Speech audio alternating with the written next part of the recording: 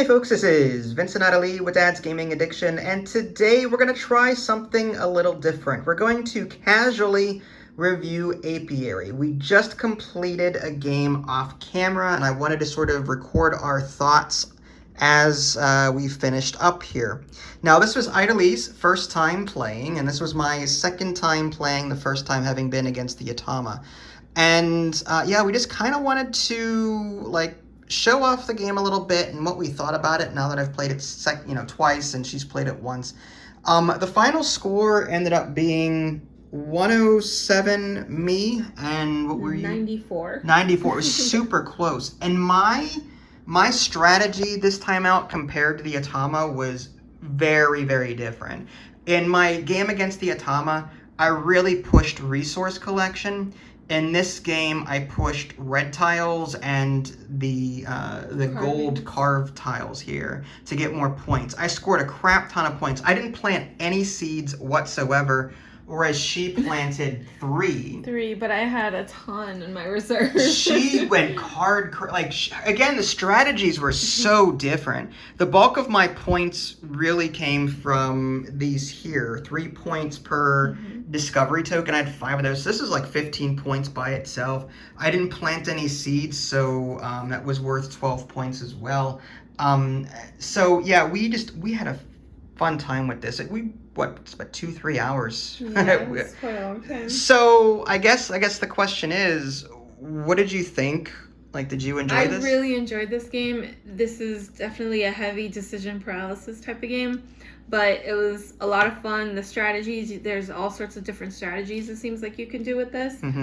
I just went for the blue cards, the development cards. That was because of your faction ability. Because of my faction. I didn't know what to do throughout the game, so I just really heavily focused on whatever my faction called for. And then from that, I developed a strategy okay, I can use cards as resources, and I have developments that make me get even more research cards, so why not, you know? But it was really tough, too, and I was sweating because I kept seeing you actually build up, and I'm like, oh my gosh, am I doing something wrong? He's building so many farms.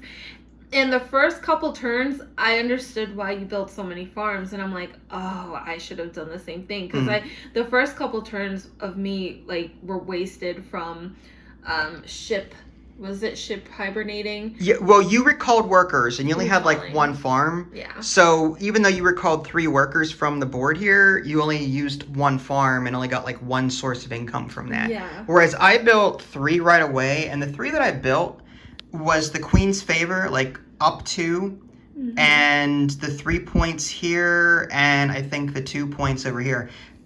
Even though our scores were close, it was a difference of under 20. At the end of the game, you were down here, and I was up here on the score track.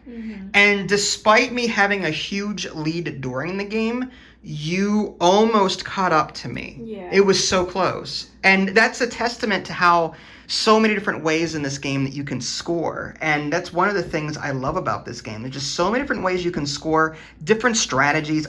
I hate games that ramrod you into one particular way or one particular meta of scoring, whereas this game, it's I did my own thing completely different than what you did, and our scores were under 20 difference. We forgot to count these, didn't we? No, those are immediately scored whenever you take the token. I see. Well, you destroyed me in that for sure. My gosh. Well, again, I planned to explore a lot because I was eyeballing this while it was over here. So if I'm gonna do some exploring, get a bunch of resources, and then if I'm lucky enough, get that. I taught this dance here for a reason, so I could spend I had this gain for my income phase, gain 2 Queen's Favor. I was going to use this 2 Queen's Favor repeatedly to consistently get honey. So I was trying for 3 of these, but I could only manage to get 2 of them before the game's end. Yeah, I think your problem was lack of storage, maybe. Yeah, for the wax and the honeys. Yeah, because at the same time I was going for these with the whole conversion thing. I was also going for red tiles because because my faction wanted to be next to them. Mm-hmm. I only got 8 points for this, but 8 points is 8 points. Yeah. I was trying to get more, but I just couldn't do it. But yeah, fighting for, like, these red tiles need wax. So I was fighting for, like, I needed honey to do all of these, but I also needed wax to get these. And this is, like, a special storage area that I had that I got. But anyway, yeah, like, I was trying to do both these, which needed wax, and I needed these, which was honey. And I just didn't have enough room. I had 1, 2, 3, 4, maybe another one somewhere else. I don't remember, but it just wasn't enough. And I think what screwed me up was, like, I actually had majority here, and then through an action card, I got to move these around. I did it on purpose so I can get more wax, so I could play more red ones. But then that opened the majority for you, and then you got majority here. So, like, I was like, all right, I'll give her the 7 minus the 3 there, 2 rather. So I gave you 5 points. Yeah. And in there, in the hopes that I could, like, get more points. Get more points elsewhere. This was tough because, like, you really kind of have to math it out. Yeah. But it is actually really difficult to math out because there's so many ways to score points. Had you not had that one carving, the 12 points if you had no seeds, you still would have won by 1 point. I just mathed that out. Nice. Man. I feel like this is a game that you can't math out because it's like there are so many different ways to win, or so many different ways to score. It's impossible to, like. That's what I just said. Yes, it is. I guess I was reaffirming that. What I'm trying to say is, usually I can sit there and figure out who's gonna win. Yeah. By 3/4 of the way through. This game, I could not do that. Even though I was up here at the end of the game and you were down here, this is how close we were. Difference of under 20 points. Yeah, it was tough. I thought I was pushing these points hard, so that I could spend these to get the honey that I needed and then just get points passively on a regular basis. Had I not done that, you would have won the game because your seed cards, you scored big in a couple of other different areas. That was really good. Yeah, there was one where I built 4 tiles for free. Yeah. Because of this one development thing and the fact that I could have, like, used it again. As per this development thing, these red cards are really, really flippin' powerful. These red hexes. Say. Yeah, well, that's why they need wax. Build any 2 face-up blue tiles for free. That was really good. And then I reactivated that with... You reactivated it with this. Reactivate up to 2 adjacent. So you pretty much got 4 free blue tiles out of that without having to worry about pollen. Yeah, and I wanted to build as fast as I could. And... I mean, I wish the game kept going a little longer so I can use these cards as resources. What were you planning? I'm curious. I saw the pile over there during the.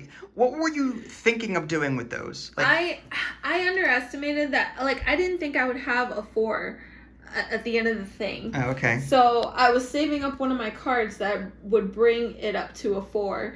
And then I had some conversion card, and I'm like, okay, I can afford to spend some cards because I wasn't getting pollen fast enough. So I'm like, okay, these cards are perfect for spending resources because there's really no hand limit. Whereas you have a storage limit for pollen and fiber and all that.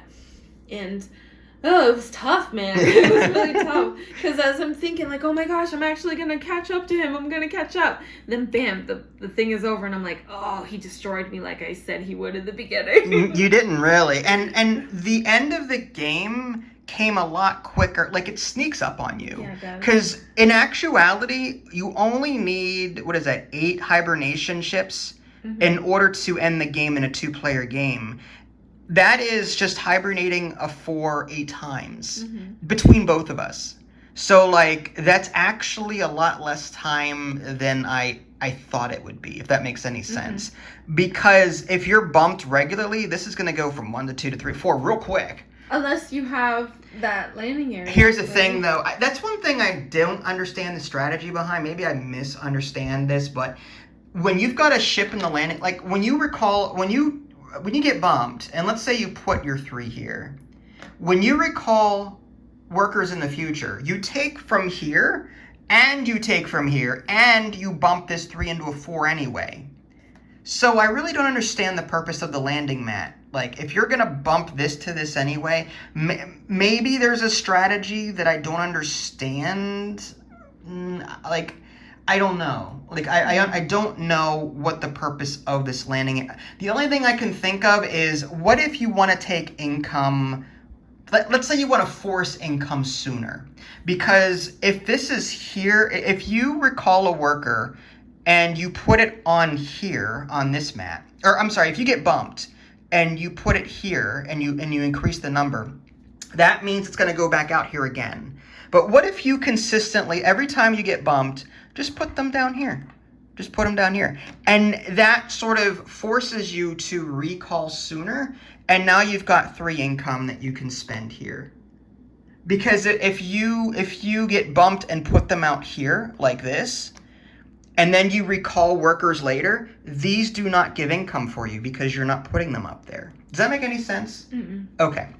Long story short, by putting workers into the landing area, you are able to activate your income a lot more often. But it says only collect income when it's retrieved on the bottom. Correct. Right. But what I'm saying is, if you get bumped and instead put these workers here in your active pool to be used again, then you have to get them out here and then recall them again in order to see income. Mm-hmm. Does that make any sense? Whereas if you consistently put your workers down here and then recall them, which puts them back up here, then you get income 3 times. But growing or no? They do grow. They do grow. They increase in value. But I'm trying to explain it as best as... No. It takes more actions to put them here, put them out, then bring them back. Then it does to, once they're bumped, put them down here. And then recall. Okay. It would take less actions to do that and get your income than it would bumping them, put it here, put them out here, then recall, put them back here. It would take more actions to do that and get income than it would be just to put them down here and then recall them all at once. You're still acting confused. Okay, all right. We could spend. All right. I will explain this off camera. From a production standpoint, did you have any issues with like the art, the components, aside from the one chipped water thing that you saw? Was that's okay. Did you like the art? Like, I loved it. I loved all the art. It flows pretty nicely and it looks really nice and the colors are perfect. I love when there's a nice contrast of colors. I'm so glad that there's like no off gray and off white and then beige white and things like that. So I love that. There's definitely a contrast of colors. I love this bee ship. I love this bee ship. I have an insect phobia and the bees, like, they freak me out, but it's well done. It really is. I love how colorful the different tiles are. The green, blue, and red. Yeah. They pop. They I really love that. And then these carves down here, they pop. Like, they kind of blend in a little bit. They're hard, but I love them. Don't get me wrong. The honeycomb is such a clever tactic the whole time. It's tiling, worker placement, and engine building, and card collecting. Well, that's a you problem. There's so much to this game, and it really does do it very well, I gotta say. For the second game I've played, I still feel a little underwhelmed by this mechanic. Yeah, the dances. I didn't. In the AI game, when you teach a dance, you just get 4 Queen's Favor as a reward. Because the AI will never use your dance ever. It never uses actions. And I taught that dance, and I used it myself, but you've never used it. So, like, I taught it for myself, I guess, so I could use this Queen's Favor income to keep going up and down this Queen's Favor track to then get the honey that I needed to get these. In my first Atama game, I just slammed this track as hard as I could. This game, I actually spent Queen's Favor to get other resources. It was a different tactic, and it kind of paid off. But I still felt a bit underwhelmed by these dances. Like, in Lords of Waterdeep, the buildings are so good that you build. that other players will typically use them. Yeah. Whereas in this game, it's like the dances are, well... I avoided this like the plague because I didn't want to give you anything. Yeah, right, exactly. Yeah. So I wanted to use cards, but I also wanted to get like a lot of honey. So every time I had a 4 or even a 3 bug ship, I would constantly just kind of second guess myself and be like, well, should I put it somewhere else? So I only used this like once. And I spent too much time, I think, advancing and exploring, I think. But yeah, advancing was a lot of fun. I liked these blue tiles. They were fun. My favorite part was this, because every time you explore a new planet, you get this token and whatever's on it, and you get to flip this over. And if there's any resources already existing, you get that. Plus, you get to decide what resource is available for everybody in the future. So you can like leave and then come back and then add another one. So you could add another. So let's say you really need fiber. Now you get both again. So I love that like you're actually like constructing a universe of or galaxy of resources as you play this game. I love that. I love that little mechanic there. That is actually my favorite part of this game, is like constructing a grid of planets and resources. I wish there was I would love a game more centered around that, like just by itself. That would be fun. I loved the research, the seeds. You love these cards. The multifunctional cards were amazing. Yeah, you can use it. You can use a card to discard it for its resource, just a basic resource, whether it's pollen, fiber, or water. You can use it for the top ability, or you can seed it under your mat here, under your seed card slot, for endgame scoring purposes.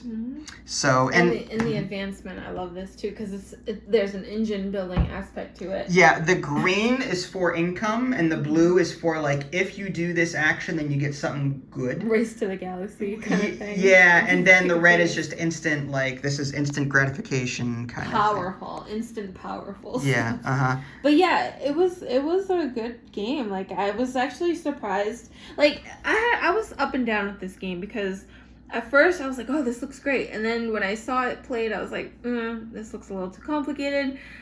And then now that I played it, I'm like, okay, this is actually pretty fun. I would totally play this again. Okay. You know? Fair enough. So you would play this again? Yeah, absolutely. Okay, awesome. Yeah, I love it. I love this game. That's why it was on my 2023 DGA awards. Okay. So, all right, folks. Well, if you enjoyed this format, we might do this more often. Reason being, where's Tiki? He's on the sofa, sleeping. He's on the, okay. We adopted a new dog, and he has separation anxiety, and he will not allow us to record downstairs in the basement where we normally do. So I've been doing a lot of solo games.